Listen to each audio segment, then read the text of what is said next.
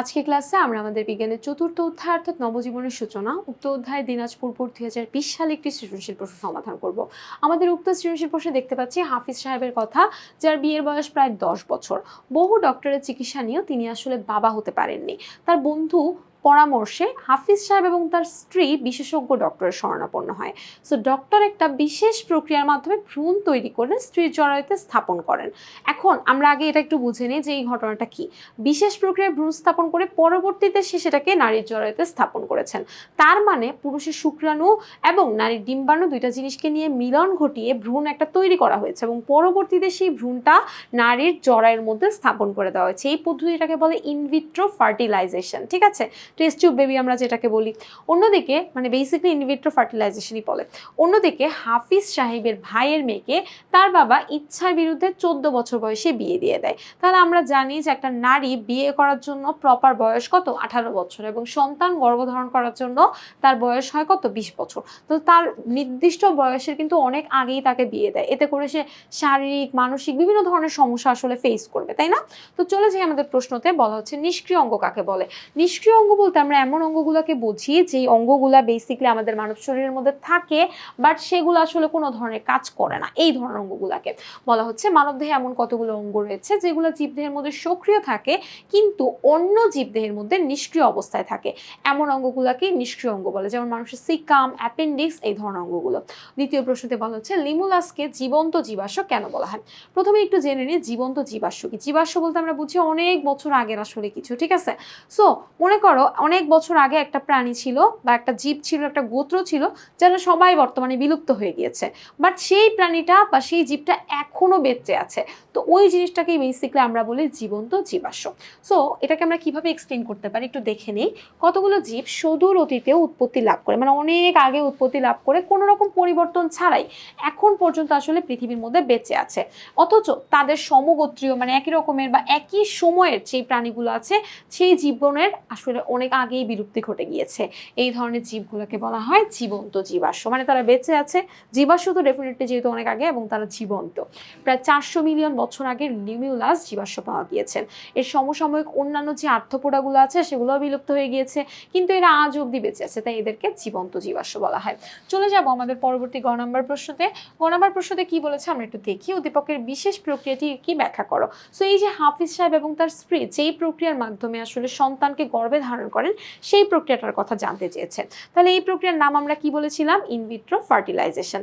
So বলা হচ্ছে উদ্দীপকের চিকিৎসকের দেওয়া এই যে পদ্ধতিটা এটাকে বলা হচ্ছে ইনভিট্রো ফার্টিলাইজেশন। চিকিৎসকের পরামর্শ অনুযায়ী হাফিজ সাহেবের দম্পতির নেওয়া বিশেষ প্রক্রিয়াটা হলো ইনভিট্রো ফার্টিলাইজেশন। দেহের বাইরে ডিম্বাণু এবং শুক্রাণুর মিলন ঘটনাকে বলা হয় ইনভিট্রো ফার্টিলাইজেশন। এই প্রক্রিয়ায় কৃত্রিম উপায়ে দেহের বাইরের মধ্যে শুক্রাণু এবং ডিম্বাণুর মিলন ঘটিয়ে প্রাথমিক ভ্রূণ সৃষ্টি করে সেটাকে নারীদের জরায়ুতে প্রতিস্থাপনের মাধ্যমে শিশুর জন্ম দেওয়া হলে সেটাকে বলা হয় টেস্ট টিউব বেবি। পর্যায়ক্রমে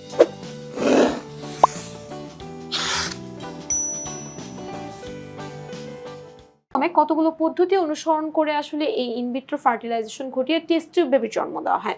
প্রক্রিয়াগুলো কি কি, সক্ষম দম্পতি থেকে মানে ওই একদম যেই নারী এবং পুরুষ তাদের থেকে ডিম্বাণু এবং শুক্রাণুকে সংগ্রহ করতে হবে। সংগ্রহ করে একটা বিশেষ ধরনের প্রক্রিয়ার মাধ্যমে এদের আসলে মিলন ঘটাতে হবে। তারপরে এই মিলনের পরে সেখানে আসলে একটা প্রাথমিকভাবে ভ্রূণ উৎপাদন হয় এবং সেই যে ভ্রূণটা ওখানে আসলে উৎপাদিত হচ্ছে সেই উৎপাদিত ভ্রূণটাকে আসলে স্ত্রী জরায়ুতে প্রতিস্থাপন করতে হয়, মানে একটা নারীর গর্ভের মধ্যে বা জরায়ুর মধ্যে প্রতিস্থাপন করতে হয়। এবং সর্বশেষে প্রসূতি পরিচর্যা মানে একজন গাইনোকোলজিস্টের পরিচর্যা অনুযায়ী আসলে তাকে রাখতে হবে এবং ধীরে ধীরে সে হলো গিয়ে ওই সন্তানটা বৃদ্ধি পাবে গর্ভের মধ্যে এবং পরিপক্ক হলে সেই সন্তানটা পৃথিবীতে ভূমিষ্ঠও হবে, অর্থাৎ সন্তান লাভ করা। সো নিঃসন্তান যেই দম্পতিগুলো থাকে তাদের লাভের জন্য আজকাল এই প্রক্রিয়াটা চালু করা হয়েছে, যদিও এটা আসলে বেস্ট কস্টলি, মানে অনেক টাকা পয়সার বিষয় আছে এখানে। তো চলে যাও আমাদের পরবর্তী ঘ নাম্বার প্রশ্নে। আমাদের ঘ নাম্বার প্রশ্নতে আসলে কি বলেছে সেটা একটু দেখি। বলছে হাফিজ সাহেবের ভাইয়ের মেয়েটি মানে তার যেহেতু 14 বছর বয়সে বিয়ে হয়ে গিয়েছে, সে কি ধরনের সমস্যায় পড়তে পারে বলে তুমি আসলে মনে করো। সে মানসিক, শারীরিক, আর্থিক বিভিন্ন ধরনের সমস্যায় পড়তে পারে। সো বলা হচ্ছে হাফিজ সাহেবের ভাইয়ের মেয়ের 14 বছর বয়সে বিয়ে দেওয়ার জন্য সে নানান ধরনের ধরনের জটিল পরিস্থিতিতে পড়তে পারে। এর মধ্যে একটা মেইন যে প্রবলেম, দ্যাট ইজ অপরিণত বয়সে গর্ভধারণ। আমরা জানি 18-র আগে বিয়ে নয়, 20-এর আগে বাচ্চা নয়। সো 18-র আগে 14তেই তাকে বিয়ে দিয়ে দিয়েছে, তার তো ডেফিনেটলি 20-এর আগে বাচ্চা হয়ে যেতে পারে, তাই না? তাহলে তার কিন্তু বাচ্চা হওয়ার জন্য নির্দিষ্ট যে বয়স, নির্দিষ্ট যে সময়সীমা, তার থেকেও আগে হয়ে যাচ্ছে, অর্থাৎ অপরিণত বয়সে তার গর্ভধারণ হচ্ছে। সো অপরিণত বয়সে যদি গর্ভধারণ করে তাহলে তার শারীরিক মানসিক বিভিন্ন রকমের সমস্যা সৃষ্টি হতে পারে। কিভাবে বলতো? ধরো এই যে বয়সসীমাটা যে নির্ধারণ করে দেওয়া হয়েছে, এটা আসলে কেন নির্ধারণ করে দেওয়া হয়েছে? কারণ শারীরিক পরিপক্কতা পাওয়ার জন্য একটা মেয়ে 20 বছর আসলে হতে হয়। সো তার আসলে ওই শারীরিক পরিপক্কতাটা পেতে হবে, ইভেন তার আসলে মানসিকভাবেও তো রেডি হতে হবে। সে নিজেই একটা বাচ্চা, সে কীভাবে একটা বাচ্চাকে এত ছোট বয়সে আসলে জন্ম দিবে? সো অপরিণত বয়সে কোনো মেয়ের মা হওয়ার মতন মানসিক পরিপক্কতা কিংবা শারীরিক পূর্ণতা কোনোটিই থাকে না। ফলে কম বয়সী যে মেয়েগুলো রয়েছে তারা গর্ভধারণ করলে নানান রকমের প্রতিবন্ধকতার আসলে তাকে সম্মুখীন হতে হয়।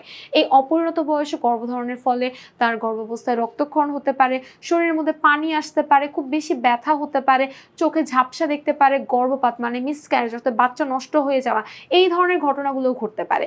এ সময় সন্তান আসলে গর্ভের মধ্যে যদি আসে তাহলে সন্তানের আসলে বেড়ে উঠতেও বিভিন্ন রকমের প্রতিবন্ধকতা সৃষ্টি হয় এবং তার গর্ভের মধ্যে জায়গাও কিন্তু থাকে না। ফলে যেহেতু গর্ভে জায়গা থাকে না, তাই শিশুটা কি খুব বেশি বৃদ্ধি পেতে পারে না, তাই কম ওজনের আসলে শিশুকে জন্ম দিতে হয় এবং এতে করে শিশুর যে রোগ প্রতিরোধ ক্ষমতা সেটাও কিন্তু আসলে কি থাকে বলতো? কম থাকে। অল্প বয়সে গর্ভধারণ করার ফলে তার আসলে মেন্টাল যে প্রেশার সেটাও কিন্তু বেড়ে যায় এবং সে কিন্তু বিভিন্ন রকমের অশান্তিতে ভুগে এবং ঠিকঠাক মতো কাজকর্ম যদি করতে না পারে, তার পরিবার থেকেও তার উপর একটা প্রেশার আসে, পরিবারের মধ্যে একটা অশান্তির সৃষ্টি হয়। আর এই যে গর্ভধারণের যে পুরো 9 মাস, সেই 9 মাস কিন্তু তাকে চিকিৎসকের আন্ডারে থাকতে হয় এবং এই কারণে কিন্তু তাকে হলো গিয়ে চিকিৎসকের ফি দিতে হয়, তার ঔষধপত্র কিনতে হয়, বিভিন্ন ফলমূল কিনতে হবে, এর জন্য বেশ অর্থেরও দরকার হয় এবং এতে করে তার আর্থিক অসচ্ছলতাও দেখা দিতে পারে। আবার একটা মেয়ের কিন্তু হলো গিয়ে এত ছোট বয়সে যেহেতু বিয়ে হয়ে যাচ্ছে, বাচ্চা হয়ে যাচ্ছে, সে লজ্জায় হীনমন্যতা স্কুলে যেতে পারে না, এতে করে তার কিন্তু পড়াশোনাটাও ঠিক মতো হয়ে ওঠে না। সো এই ধরনের সমস্যাগুলো আসলে তার হয়। তাই এই আলোচনা থেকে আমরা বলতে পারি হাফিজ সাহেবের ভাইয়ের মেয়েকে এই অপরিণত বয়সে বিয়ে দেওয়ার কারণে এই ধরনের সমস্যাগুলো আসলে দেখা দিতে পারে। আশা করি আজকের ক্লাসটি সকলে খুব ভালো করে বুঝতে পেরেছো। পরবর্তীতে আবার একটি পর্বে সকলের সঙ্গে দেখা হয়ে যাবে। সবাইকে আল্লাহ হাফেজ।